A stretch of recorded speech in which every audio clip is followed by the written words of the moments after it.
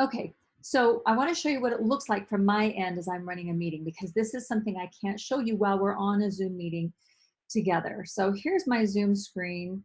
This is what it looks like on my end as the host. I can make it full screen if I want, but I'm just going to do this so you can see the difference.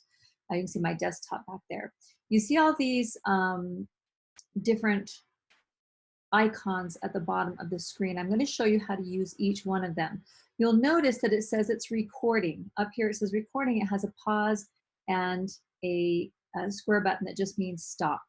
We're going to use that in every meeting that I have. Well, at least I use it for everything. And that's because if my clients want to have a copy of our coaching session, they can easily go back and watch that. In fact, I make that available for them if we have group meetings. Some of the benefits they get from signing up for my programs is the ability to go back and watch those over and over again. So I record everything. Also, it's kind of a good liability thing depending on what your business is. It's nice to have a recording of everything that happened, but it's up to you. But the recording can be controlled up here. It also is down here where you see pause and stop recording. If I pause, that's just what it sounds like. The recording is going to continue on as soon as I continue to record again. It will be the same recording. If I push stop recording, it's going to create it as a completely separate recording. And I always like to record on my computer, not online, because online they give you a very limited amount of space, and they will charge you for that if you want more space than what they give you. And video takes up a lot of space. So I always record it onto my own computer. You can get an external hard drive if you fear that you don't have enough space on your computer. So over here we have the microphone button. You can see that I'm talking and it's moving. If I want to mute myself, or I can unmute myself. Video, same thing. I can stop my video. I can get it going again. Pretty basic, right? But if you look at these little arrows next to it, it's going to give you more options. So on this arrow, it's going to show me all the different microphones I have built into my computer and let me choose. Normally, it's just going to choose the right one for you, but if you're technical and you have a lot of different external microphones or things, you might want to choose some of those. But basically, I don't really have to do a lot with that particular one. If you look next to the video, you see FaceTime HD camera. That's pretty basic. You can choose a virtual background. And a lot of people have fun with this. Let me show you what it looks like. If you click that setting, you have a place where you can add virtual background images. And the way you find those is just go online and search background image, virtual background image. And you can purchase those, or if you go to some of the free sites, you can find some free ones. If you go to Pixabay is one of my favorites, but you can choose anything you want. I chose these just to mess around with. I don't generally use them, and I'll show you why. If I click on this, now my background looks like I'm in the jungle somewhere, which is kind of fun, especially if you're in a very messy room. You don't want people to see what's behind you. But look what happens when I move. See how weird my head looks? Because the digital is just not exactly right. So I find it a little bit distracting, and I would rather just focus on being very real. So I'm going to go back here to my virtual background, and I'm going to choose none. But that's as easy as it is. Now, down here it says I have a green screen. I do own a green screen, and you can do some pretty cool things with your background if you have a green screen. I just, for my own business, have not felt that it is worth doing that for. It was just kind of too big of a headache, but that's something you can do if you want. So I'm going to turn that off, and you can see my semi-clean, semi-messy down. Okay, over here on invite, if you're in the middle of a meeting and you want to invite someone to join, you just click on this, and it says choose from the list or type to filter. You can put contacts in your thing that will allow you to do that. But down right here, you can just say copy invitation or copy URL. And as soon as you do that, it's been copied to your clipboard. You can go to an email or a text or whatever you're going to do and send it to someone to join the meeting right now as you're on it. Next, we have manage participants. Once I click that, it's going to show me who all the participants are over here. Now, I'm the only one on this meeting because this is being recorded before you and I are meeting. And so I'm the only one here, but I can mute everyone by clicking this button, and it'll ask me, do you want everybody to be able to unmute themselves? So when I'm starting a meeting and there's 12 people and we're having a business mastermind, I will often mute everyone at the beginning, but give them the opportunity to be able to unmute themselves. The purpose for that would be, say, we want to have group discussion, but sometimes when people are at home, you can hear a baby crying in the background, or the doorbell rings and a dog is barking, and that's very distracting to the group. So I just unmute everybody, and when they're ready to participate or to add something to the conversation, they just unmute themselves. So that's a pretty easy thing, and you can unmute everybody here. If you click on more, you've got some choices, like you can have a chime go off every time somebody enters or exits the meeting. I personally find that distracting, but you get to just decide here what you want to do with that meeting. Okay, so that's managing participants. You'll notice when you have people on the screen, if I had 10 people in this meeting right now, we would have some faces up here to see. I'd be able to see those 10 people. And depending on what I choose to do with that screen, I could look at them kind of like a Brady Bunch style where I have rows of people. I could just choose to see some across the top and it'll only show me those who are speaking. There's a bunch of choices that we have there as well.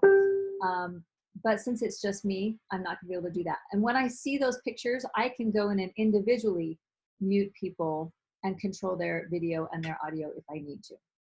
Now, this particular button right here is one of the most important that you need to understand. It's the share button.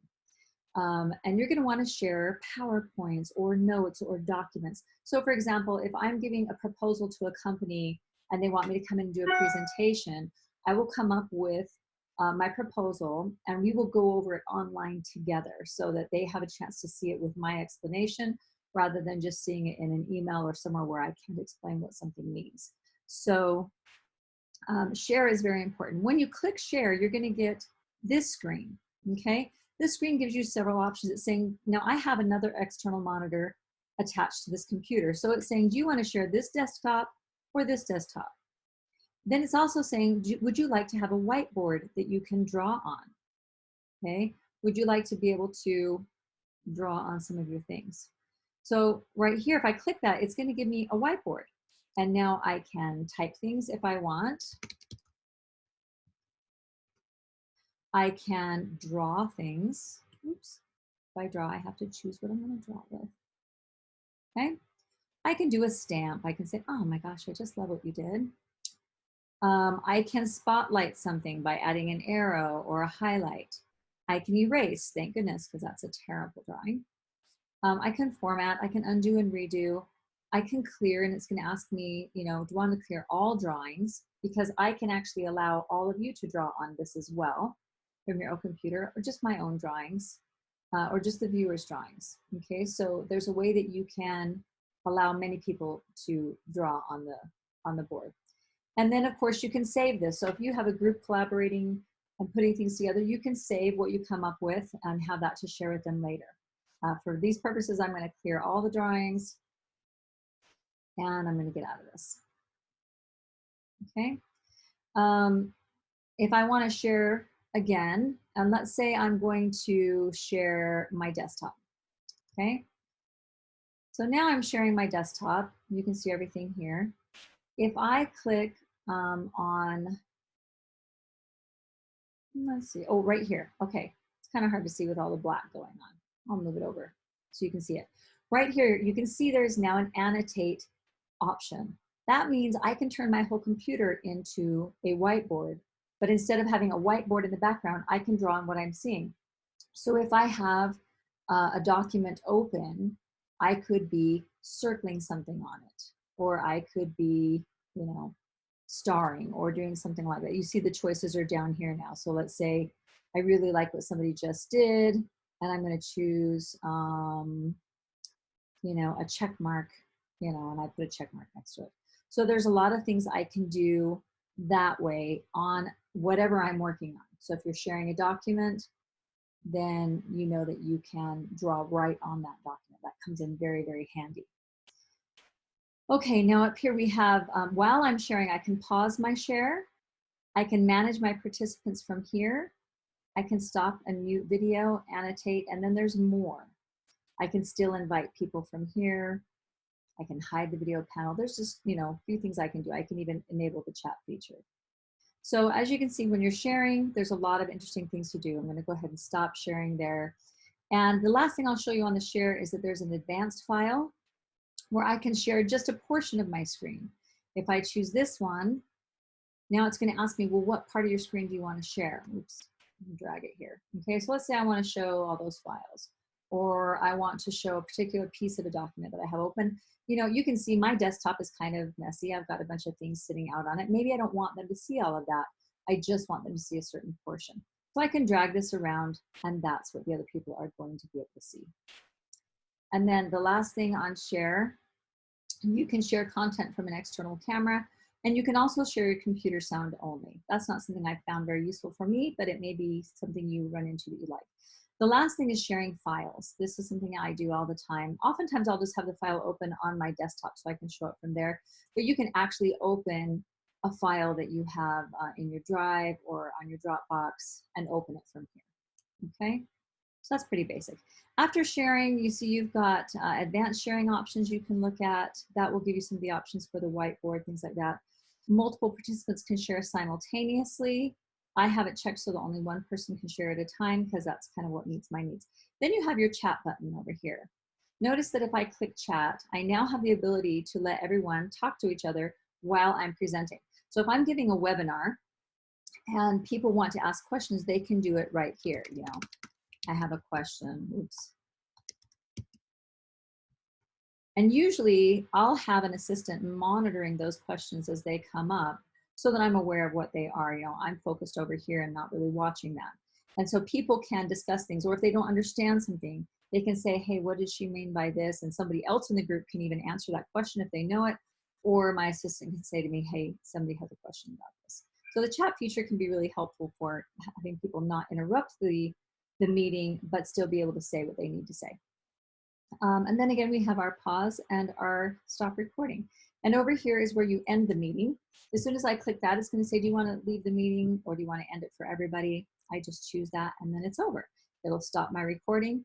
It'll start converting my recording and saving that to wherever I've chosen in the initial settings that we talked about before. Hope that's helpful.